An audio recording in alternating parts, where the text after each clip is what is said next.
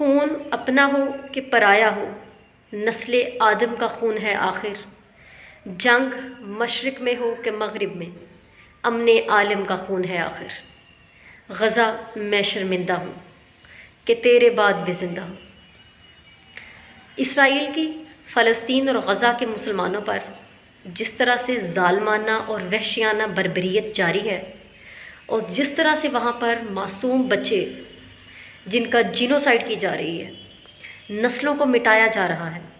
وہ کسی سے ڈکا چھپا نہیں ہے۔ اور جس طرح سے عالم اسلام خاموش تماشائی بنا دیکھ رہا ہے، مورخ اس کو بھی لکھ رہا ہے۔ جس طرح سے تمام اسلامی دنیا محتاط بیانات کا سہارا لے رہی ہے، یہ کسی سے ڈکا چھپا نہیں ہے۔ امریکہ جو پہلے دن سے یہ کہہ رہا تھا کہ ہم اسرائیل کی حمایت کے لیے کھڑے ہیں، کیونکہ اگلا سال 2024 امریکہ میں بھی الیکشن کا سال ہے،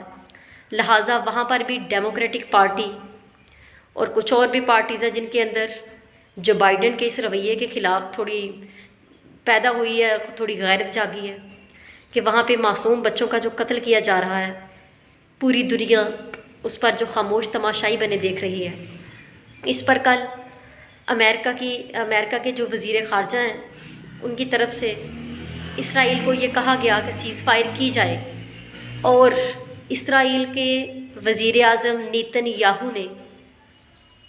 امریکہ کے وزیر خارجہ کو شٹ اپ کال دے دی ہے۔ اور شٹ اپ کال کا مطلب آپ جانتے ہیں کہ کہہ دیا گیا ہے کہ ہم سیز فائر نہیں کریں گے۔ اور اس سے کچھ دن پہلے کی بات ہے جب امریکہ کی جانب سے یہ کہا گیا تھا کہ کچھ دنوں کا وقفہ لے لیا جائے تاکہ غزہ میں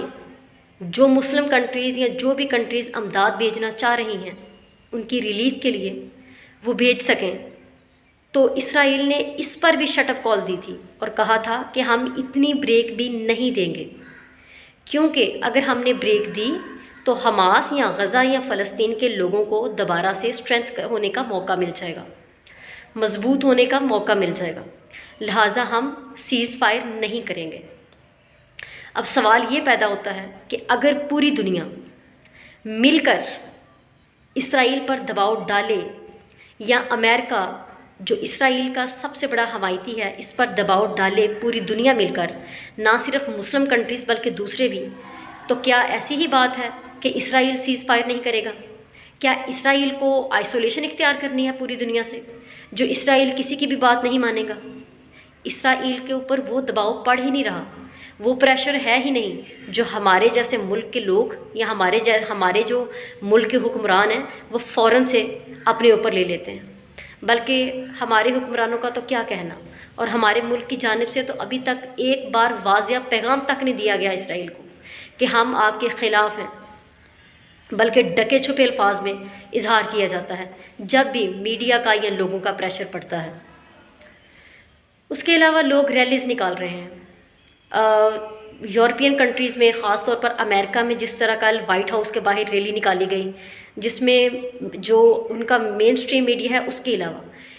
واشنگٹن اور امریکہ کا جو پرنٹ میڈیا ہے اس نے یہ رپورٹ کیا ہے کہ 10,000 پیپل جو ہیں وہ وائٹ ہاؤس کے باہر پرو پیلسٹینین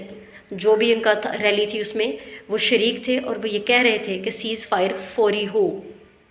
لہٰذا اگر پوری دنیا مل کر چاہے تو سیز فائر ممکن ہے،